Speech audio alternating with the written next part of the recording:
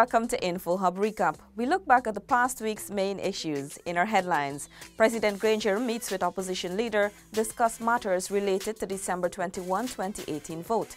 Attorney General files legal proceeding in High Court challenging December 21, 2018 vote.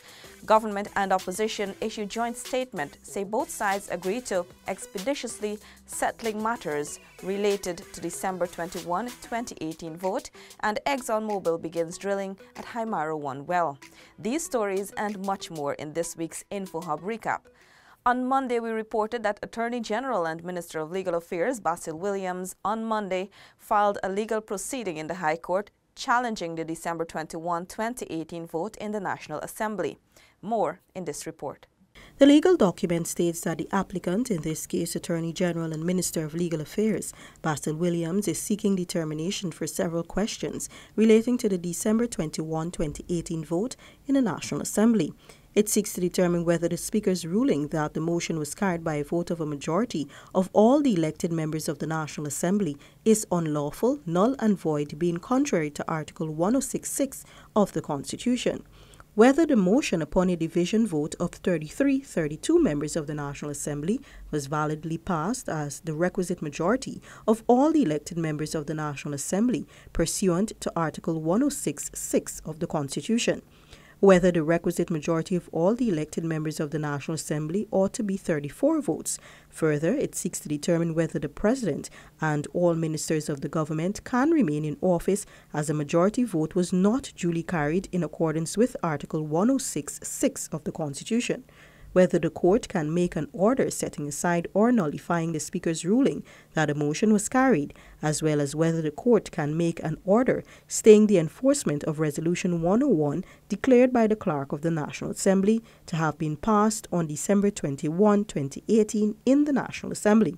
And lastly, whether the court can grant a conservatory order preserving the status quo ante that the President and all ministers of government remain in office until the hearing and determination of the questions being sought. The Attorney General cited several grounds for his application.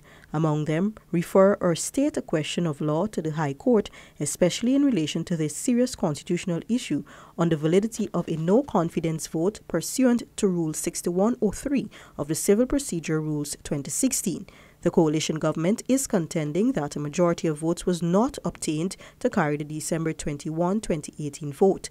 The full application of the case can be viewed on our website. For InfoHub, Stacey Carmichael.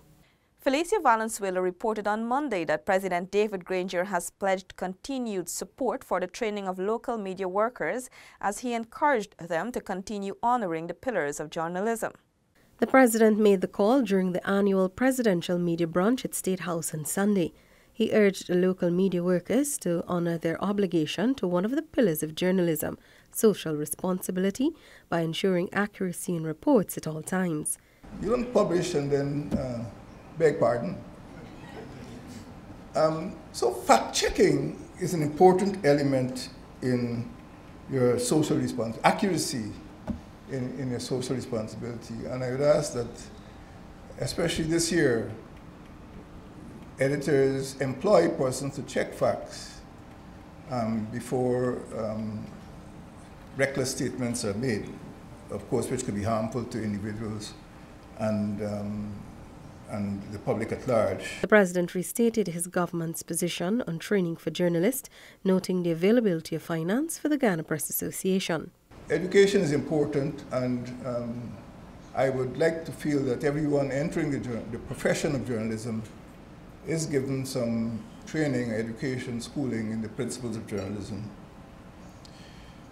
You can't go into a profession, and journalism is a profession, without knowledge. President Granger also issued a call to the GPA to ensure the third principle of journalism, self-regulation, is also practiced. The association is a guild, and persons who don't conform to the values and standards of the guild are sanctioned, not by government, not by the courts, the police, but by their peers.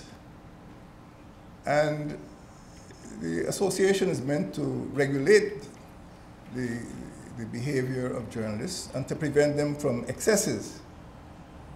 And that is why I have so much faith in the Press Association, And that's why I will continue to support the Press Association, because it is the best way of ensuring that journalists conform to internationally recognized journalistic standards. President Granger also thanked the media for its coverage, specifically for their sensitivity towards his illness within the last month.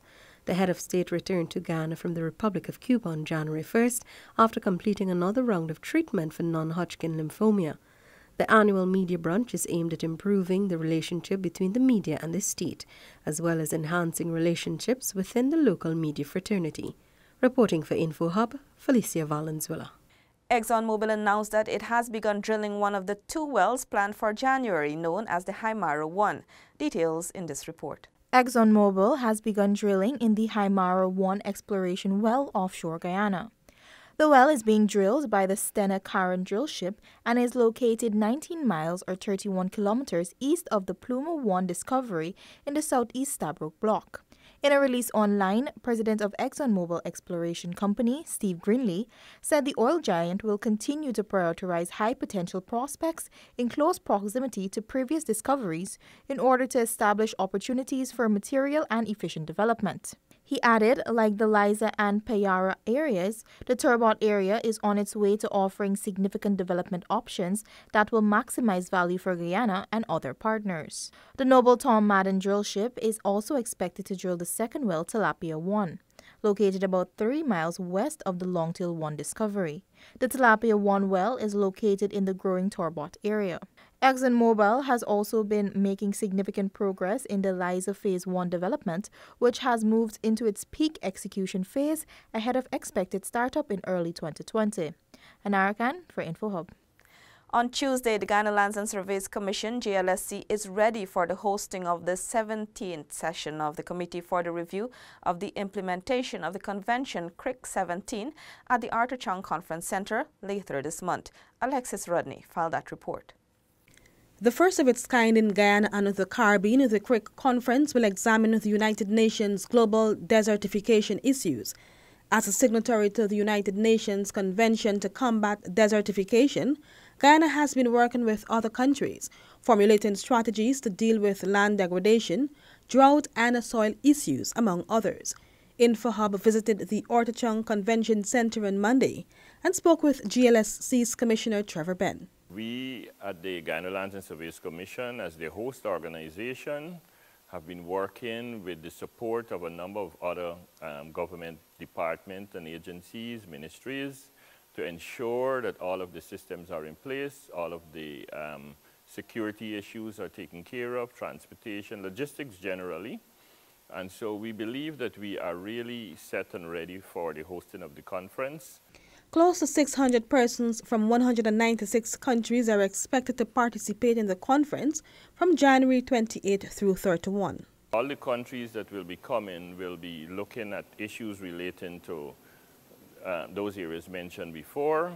And so as a signatory to the convention, Guyana has a vested interest, and we have been working very closely with the 196 countries in coming up with strategies to deal with land degradation, for example. Established in 1994, the United Nations Convention to Combat Desertification is the sole legally binding international agreement linking environment and development to sustainable land management.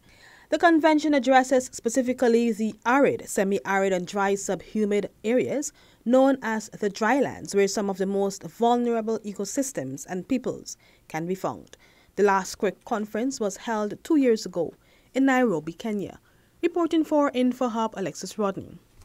Chairman of the Guyana Elections Commission, Gecom, retired Justice James Patterson, informed that his medical leave has been extended following a visit to his doctor on January 7, 2019. This is according to a press release from the Commission issued on Tuesday. The chairman was expected to resume duty on January 8, 2019 and to reconvene a statutory meeting after being absent since early December due to illness.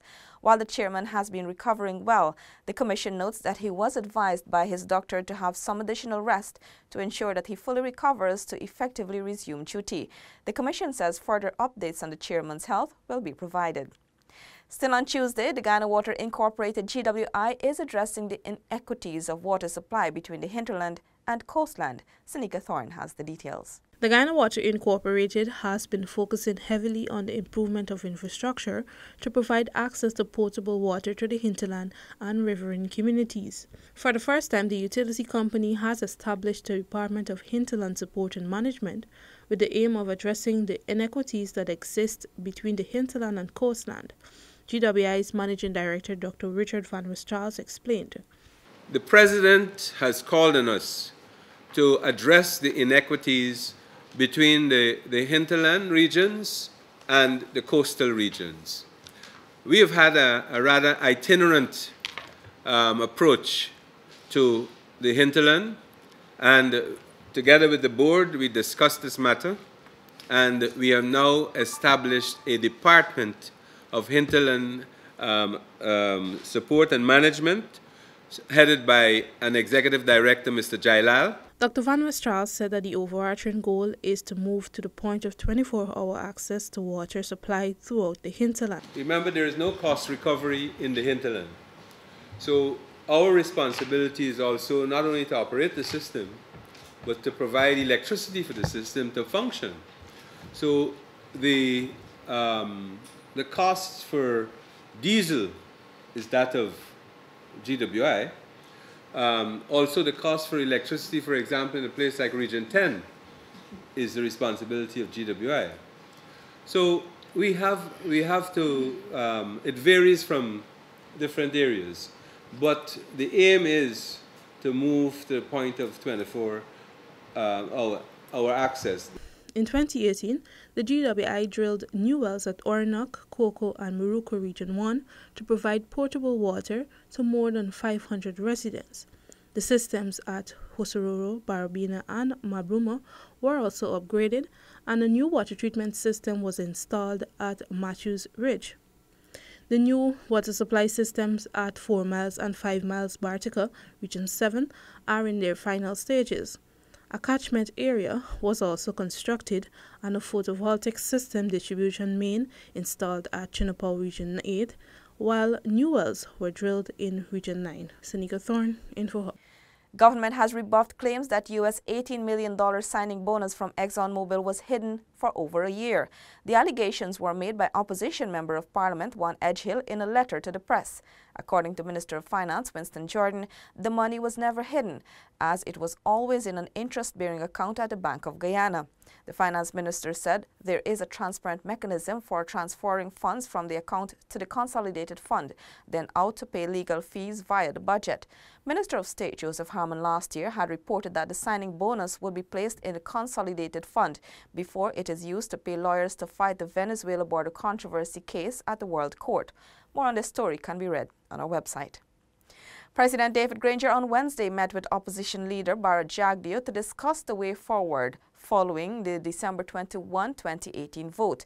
The president, in an address following the meeting, said both sides have agreed that regional and general elections will be held within the capability of the Guyana Elections Commission. Hear more in this report. The government of Guyana and the opposition in the National Assembly met today, Wednesday, the 9th of January, to examine two main issues. The first is, of course, the functioning of the National Assembly, and the second is the functioning of the government. Neither of these two important institutions, the legislative branch and the executive branch, could be allowed to fail. Public services have to be delivered, public order has to be maintained, and therefore the two sides reached broad agreement on how these two institutions, the legislative branch and the executive branch, would continue to function. President David Granger, the head of state, said he has assured the opposition that there is no intention by his government to derail the Constitution of Guyana. We have agreed that the two sides will continue to work together to engage Gecom to ensure that elections are held within the administrative capabilities of the Guyana Elections Commission. I would say in conclusion that we've had a successful engagement. Both the leader of the opposition and the president are concerned about the situation. We would like to assure the public in Guyana that we are working to a solution which they will be satisfied with. President Granger is assuring the public that both sides are working towards a solution and that public interest remains paramount for the coalition government. The two sides met to discuss the way forward following the December 21, 2018 vote in the National Assembly. 2 court actions have thus far been filed in the High Court challenging this vote. President Granger said this is also a legitimate move by the government. Present at the meeting from the government side were Prime Minister Moses Nagamutu, Minister of State Joseph Harmon, Attorney General and Minister of Legal Affairs Basil Williams, Minister of Public Security Kemraj Ramjatan, and Minister of Social Protection Amna Ali, Minister of Natural Resources Raphael Trotman, and Minister of Foreign Affairs Carl Greenwich. While from the opposition side, members of Parliament Juan Edgil, Gail Teixeira, Anil Nandlal, Odinga Lumumba, Dr. Frank Anthony, Pauline Sukai, and Irfan Ali accompanied the opposition leader. For InfoHub, Stacey Carmichael. With Ghana on the cusp of economic transformation, the Ministry of Business, along with the Ghana National Bureau of Standards, launched a national quality policy. Details from Anara Khan. The policy is one part of a 3-component $9 million Inter-American Development Bank funded project. In business today, particularly on the international market, businesses are required to meet standardized quality requirements. Business Minister Dominic Gaskin said the implementation of a national quality policy represents a positive step towards unleashing Guyana's economic potential. It will guide our approach to quality and provide the framework for us to change the way we do things in order to achieve better outcomes. And I am confident that this project in its entirety, once concluded, will see more Guyanese products and services traded internationally. Program consultant Dr. Alison Gajadar said the aim of the policy is to provide a framework for the development of a national quality infrastructure. It is about ensuring that Guyana, that we have one consistent approach, meeting one standard that is congruent to international best practices, so that external parties can understand when we say we're selling a product or we're trading anything according to a particular standard. And so this speaks to the purpose of the project. I've spoken to it. You want to develop a robust infrastructure, and by robust we mean sustainable. At the launch, participants were given a demonstration of the National Quality Infrastructure Portal, a website being launched as part of the program. Stakeholders were urged to actively participate in crafting the policy as it seeks to involve every organization. For InfoHub, Anara Khan. The income of residents in Region 1 will be boosted with the establishment of a fish and crab processing facility to be completed by March this year. Ayana George filed that report on Wednesday. In 2018, the Ministry of Indigenous Peoples Affairs initiated the need for community development and financial sustainability through the implementation of a fish and crab processing facility for residents of Smith Creek, Morowana, and Imbatero Region 1. On Wednesday, in an interview, Minister within the Ministry of Indigenous Peoples Affairs, Valerie Garrido-Lowe, said construction has commenced on the facility. Applying to complete this project, this facility will be the first quarter of this year.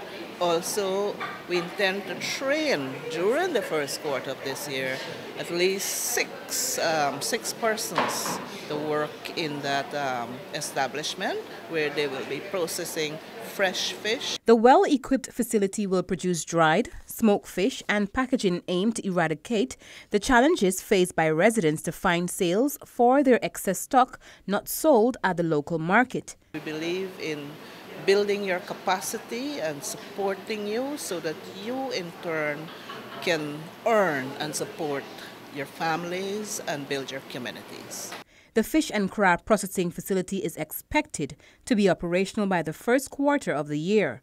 Reporting for InfoHub, Ayana George. Senior respiratory therapy students of the Texas State University in the United States are in Guyana for 11 days to introduce and teach the importance of respiratory therapy and care. This second mission to Guyana is facilitated by the Bridges Global Medical Mission and the Ministry of Public Health's International Desk. Details in this report. The team will be at the Georgetown Public Hospital, the Linden Hospital Complex, and the Mackenzie High School. Assistant Clinical Professor, Texas State University Sharon Armstead, explained that Guyana needs respiratory therapists. At the same time, her students are being exposed to clinical practices in their field of study by way of a study abroad tour to Guyana. The first thing I realized when I came back here was that my profession, respiratory care, was not part of the allied health system. I've been a respiratory therapist for 40 years, and everywhere in healthcare, I believe that respiratory care should be part of that profession, that care system. There is a program here for asthma and COPD education at Georgetown Public, but I'd like to broaden that scope.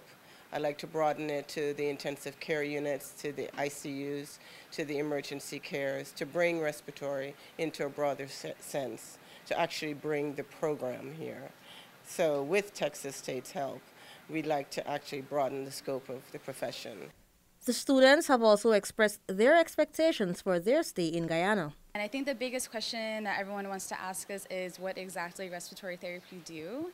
And we are part of the team. We are there bedside with the nurses and the physicians, assessing our patients, giving our own input on what the patient needs.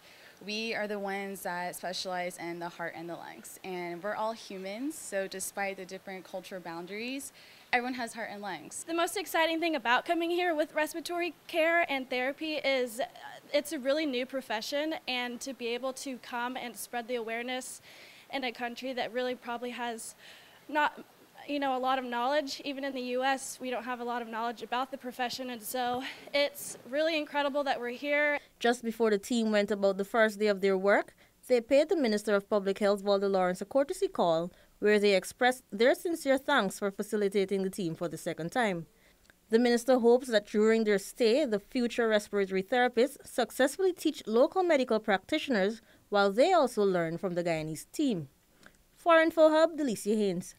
Moving on to Thursday, the government and the opposition on Thursday in a joint statement said that they are committed to working towards the expeditious conclusion of the matters of the December 21, 2018 vote that is currently engaging the attention of the court. Details in this report. The government and opposition met at the Ministry of the Presidency on Wednesday, January 9, and engaged in a high-level meeting. During the meeting, President David Granger emphasized that the government is legal and that it must govern without any limitations on its authority. The president said the government and the opposition, by agreement in the National Assembly, can enlarge the time beyond the 90 days contemplated by Article 106(7) of the Constitution. The opposition leader called for the National Assembly to only meet to deal with issues connected with the provision of essential services by the state and all matters related to the preparation of general and regional elections. The president stated that it is lawful for the government to engage the court to bring clarity to the provisions of Article 106(6) and 106(7) of the Constitution. Pending the conclusion of the legal proceedings, Parliament remains functional.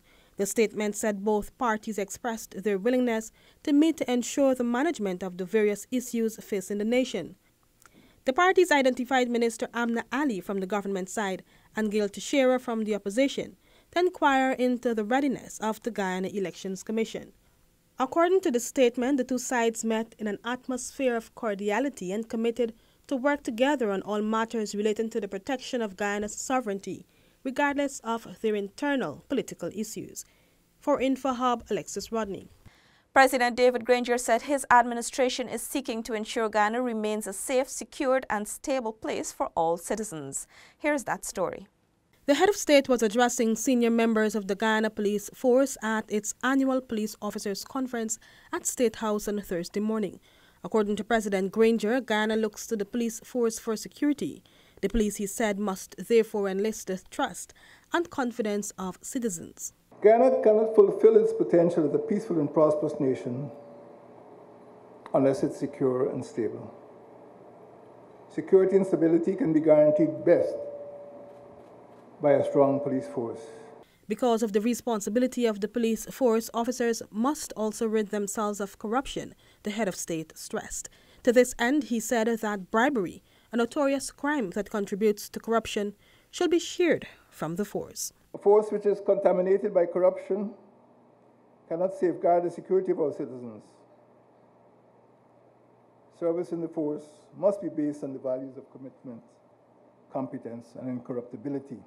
The Guyana Police Force is also celebrating its 180th anniversary. President Granger told officers that the force can carry out its mandate only if it is commanded by a corps of officers who are competent, committed, and uncorrupted. Reporting for InfoHub, Alexis Rodney. Prime Minister Moses Nagamutu has described the meeting between President David Granger and leader of the opposition Bharat Jagdeo as a marvelous display of maturity. Anara Khan filed that report on Thursday.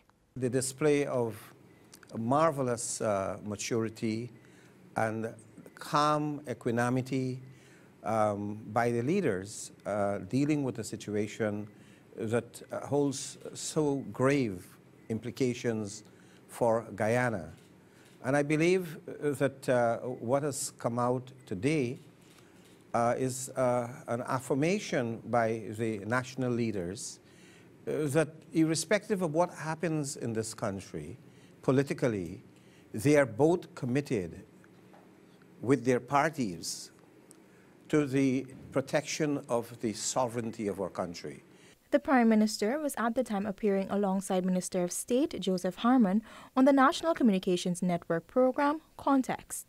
Minister Harmon expressed similar sentiments. Guyana has a maturing democracy that today represent a certain level of maturity in our political system that is something that we should cherish and we should try to develop. We should let it grow. Minister Harmon noted that regardless of what is taking place politically, public services are still available to citizens. The bilateral meeting saw both sides affirming their commitment to the Constitution and the government assuring that public interest is paramount. For InfoHub, Anara Khan. On Friday, we reported that following a mandate agreed to by President David Granger and leader of the opposition Bharat Jagdeo, Government Representative Minister Amna Ali and Opposition Chief Whip Gail Teixeira are set to meet with the Ghana Elections Commission to discuss the state of readiness of the electoral body. Isaiah Braffett has that report.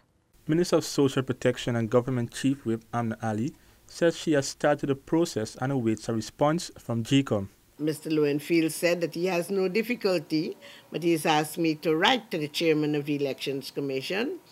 This I did speedily yesterday afternoon, and the letter has been dispatched to them, to the chairman of the Elections Commission, as well as the Chief Elections Officer, requesting a meeting to have us briefed on the matter of Gecom's preparedness for elections. The Chief Whip said she will be entering the discussion with an open mind. The important thing is for us to be briefed as to the status quo, where they are and how prepared are they for elections, whether we are to have elections within 90 days, whether we are going to have elections after, whatever. So I can't anticipate them. Whatever the Commission tells us, then we are going to be in a position to brief our principals on the status quo of Gecom in terms of preparedness for the elections. The requested meeting is a consequence of a December 21 vote and a recent meeting between leader of the opposition Bharat Jagdeo and President David Granger. Isaiah Braffett for InfoHub. Following the interception of an ExxonMobil vessel in Ghana's exclusive economic zone, Vice President and Minister of Foreign Affairs Carl Greenidge rubbished Venezuela's claim of it being in their territory. Details in this report. And you stand on Lisa, it is about 90 miles from Suriname, not from the land, but from Suriname's maritime territory. Why am I telling you this? I'm telling you this so that you can understand that Venezuela is making a claim to a piece of land which is very close to Suriname, and it is some, I think, 1,700 kilometers from Caracas, all right? Just to give you an idea of spatially what you're looking at. This is the nature of the claim. So you are in my view, in an absurd claim. Minister Greenidge was at the time speaking at a symposium which focused on the continuous Venezuelan incursion into Guyana's territory. The Foreign Affairs Minister referenced the recent reports in the Venezuelan media and noted that there are no disputes of the coordinates of where the seismic vessels were. The seismic vessels were undertaking work on the shelf, as I say, in the middle of the EZ, not at the edge of the EZ, in the middle of the EZ. And the interception by the Venezuelans started by way of trying to land a helicopter on the vessel and then subsequently, and you will see that in Venezuela, in the Venezuelan press, they are publicizing the exchange between the two captains. Interestingly enough, if you listen to that exchange, you will hear the Venezuelan asking the Norwegian vessel their location, the coordinates. We don't have any dispute with the coordinates. They're exactly where the Venezuelans said the coordinates are. But it is in the middle of Guyana's EZ. Minister Greenwich explained that the international body has moved from a point where everything beyond the territorial sea was international water to a situation where each country was given an exclusive economic zone. He noted that Guyana has the sovereignty to issue license for the 200 miles in that area. For InfoHub, Anara Khan. And finally, on Friday, Isaiah Braffett reported that the state-of-the-art Supernaam waterfront project will cater for persons with disabilities. More in this report. This was disclosed by Senior Engineer, Ministry of Public Infrastructure's Jermaine Braffett. Braffett said the $143 million state-of-the-art waterfront will feature a number of modern designs, one being a ramp for persons with disabilities. Be very keen on ensuring that what is designed caters for persons with special needs, and so a part of what will be put in place will include for a specially dedicated ramp access for wheelchairs and for easy movement of persons with disabilities. The project is slated to be completed by the end of March and is about 65% completed. In terms of status, the major component of the project, which is the river fence work, commenced in April 2018. Samaru Investment, as I mentioned, was a contractor who was awarded that contract. At this time, that has been substantially completed as an anchored steel sheet pile revetment system. Our latest update is the contractor is completing backfilling of the area, after which he will be in a position to initiate and advance the construction of the boat landing. Upon completion, the waterfront will boast 12 vending units which will be powered partially by solar energy, a promenade, provision for parking, and a waiting and sitting area for passengers. The project is a collaborative effort between the Ministry of Public Infrastructure and the Ministry of Communities. This has been InfoHub Recap, where we highlighted this past week's main stories. Thanks for joining us. Goodbye.